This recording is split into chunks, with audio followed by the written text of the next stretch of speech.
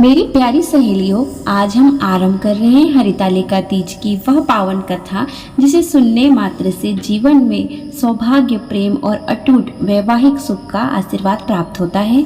मेरी एक छोटी सी विनती है आप सबसे, इस कथा को अधूरा मत छोड़ना, क्योंकि कहते हैं ना बहनों, कथा अधूरी छोड़ दी जाए तो कृपा भी अधूरी रह जाती है। इसलिए चलो हम सब मिलकर पूरे मन से, पूरे भाव से इस कथा का श्रवण करते हैं। बहनों, यह कथा है माता पार्वती और भगवान शिव के मिलन की। भाद्रपद मास की तृतीया तिथि को हरितालिका तीज का व्रत किया जाता है। कहते हैं कि स्वयं माता गौरी ने तपस्या करके भगवान भोलेनाथ को अपने पति रूप में प्राप्त किया था। तभी से यह व्रत स्त्रियां करती आई है, ताकि उन्हें भी जीवन में अटल सौभाग्य और अपने पति का अखंड साथ मिले। बहनों, एक बार की बात है, हिमालय पर्वत के घर में माँ पार्वती जी जन्मी थी। जब पार्वती जी बड़ी हुई तो उनके मन में केवल एक ही संकल्प था, मैं भोलेनाथ को ही अपने पति के रूप में चाहती हूँ। उनके इस निश्चय से देवर्षि नारद जी भी प्रसन्न हुए और उन्होंने माता पार्वती के माता पिता से कहा, देवी को तो केवल महादेव ही पति रूप में सुशोभित करेंगे। परंतु हिमालय राज को यह बात समझ न आई। उन्होंने तो अपनी पुत्री का विवाह भगवान विष्णु से कराने का निश्चय कर लिया। लेकिन बहनें, जब पार्वती जी को यह समाचार मिला तो उनका हृदय व्याकुल हो उठा। उन्होंने अपनी सखियों से कहा, मेरा मन केवल भोलेनाथ में ही रमता है, मैं उन्हीं को पति के रूप में चाहती हूँ। यदि मेरा विवाह किसी और से हुआ तो मेरा जीवन व्यर्थ हो जाएगा। अपनी सखियों से यह कहकर माता पार्वती रोने लगी। सखियों ने उन्हें समझाया और कहा कि हे पार्वती, तुम निराश मत हो, तुम्हें वन में ले चलती हूँ, वहाँ तप करके तुम अपने आराध्य को अवश्य पालोगी। यह सुनते ही माता पार्वती ने निश्चय कर लिया कि वे गुप्त रूप से वन में जाकर कठोर तपस्या करेगी। और बहनों, वही दिन था भाद्रपद मास की शुक्ल पक्ष की तृतीया तिथि। अपनी सखियों के साथ माता पार्वती गुप्त रूप से घर से निकल पड़ी और घने वन में जाकर उन्होंने रेत से शिवलिंग बनाकर उसकी पूजा आरंभ कर दी।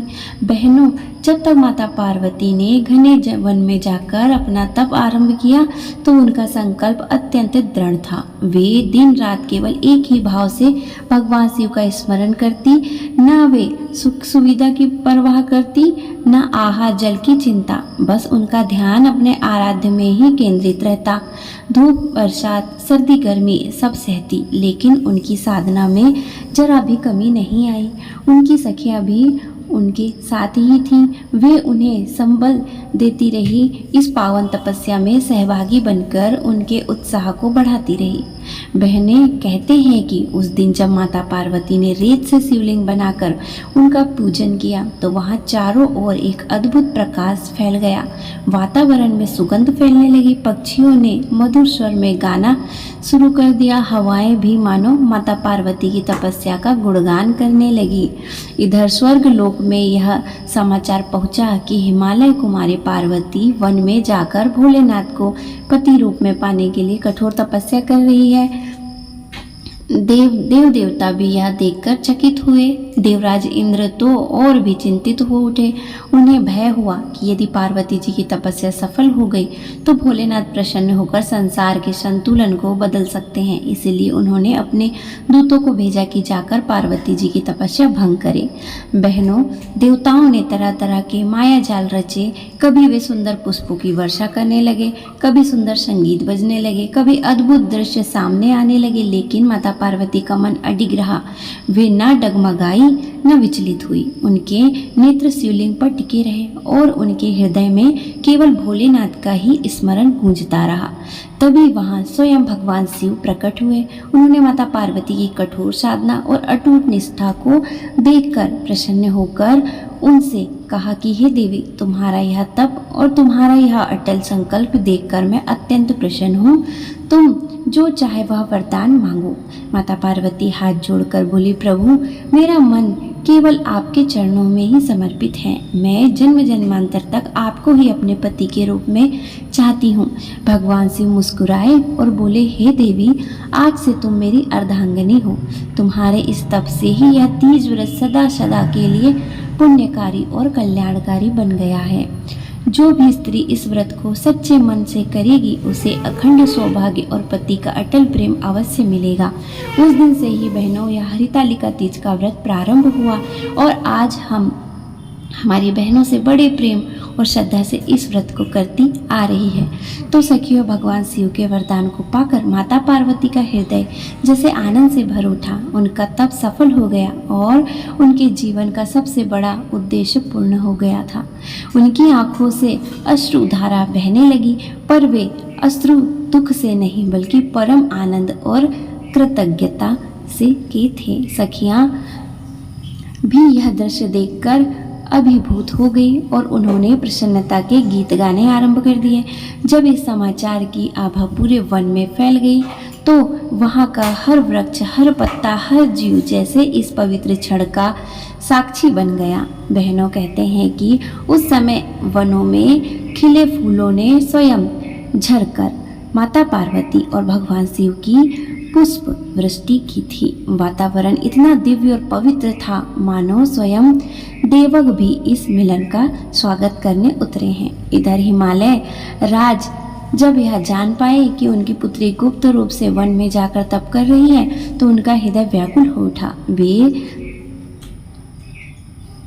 सखियों से यह समाचार सुनकर तुरंत वहां पहुंचे। उन्होंने देखा कि पार्वती जी धूल और तपस्या की कठोरता से कृशकाय हो चुकी थी, परंतु उनके चेहरे पर एक अनुपम तेज झलक रहा था। हिमालय राज की आंखें भर आई और उन्होंने अपनी पुत्री को हृदय से लगा लिया। तभी देवर्षि नारद जी प्रकट हुए। उन्होंने हिमालय राज से कहा, राजन, देवी देवताओं का यह तप संसार के लिए उदाहरण है। यह व्रत सदा सर्वदा के लिए कल्याणकारी बन गया है। आपकी पुत्री ने अपने अटूट संकल्प से स्वयं महादेव को प्रसन्न किया है। यह सुनकर हिमालय राज भी भाव विभोर हो गए और उन्होंने अपनी पुत्री से संसार को स्वीकार कर लिया। बहनों कहते हैं उसी दिन से यह परंपरा आरंभ हुई कि स्त्रियां हरितालिका तीज का व्रत करती हैं। वे निर्जल रहकर दिन रात भगवान शिव और माता गौरी का पूजन करती है, रात भर जागरण कर कथा सुनती है और भोर होते ही अपने पति की लंबी आयु और अखंड सौभाग्य का आशीर्वाद मांगती है। इस व्रत को करने वाली स्त्रियों का जीवन मंगलमय होता है और उनके वैवाहिक जीवन में कभी कोई संकट नहीं आता। माता पार्वती ने स्वयं कहा था, जो भी स्त्री इस तीज व्रत को पूरे भाव से और श्रद्धा से करेगी उसे वही कृपा प्राप्त होगी जो मुझे हुई है। उनके जीवन में प्रेम, सौभाग्य, सुख कभी कमी नहीं होगी। बहनों, यही कारण है कि आज भी हम सभी हरितालिका तीज को बड़े हर्षो उल्लास और श्रद्धा के साथ मनाते हैं। सखियां मिलकर झूले झूलती हैं, गीत गाती हैं, लेकिन इसके पीछे यह दिव्य कथा छिपी हुई है जो हमें सिखाती है कि सच्चे मन से की गई तपस्या और प्रेम में कैसी अद्भुत शक्ति होती है। तो सखियों, जब माता पार्वती और भगवान शिव का यह दिव्य मिलन हुआ तो यह केवल एक साधारण विवाह या संयोग नहीं था, बल्कि यह समस्त सृष्टि के लिए एक महान संदेश बन गया।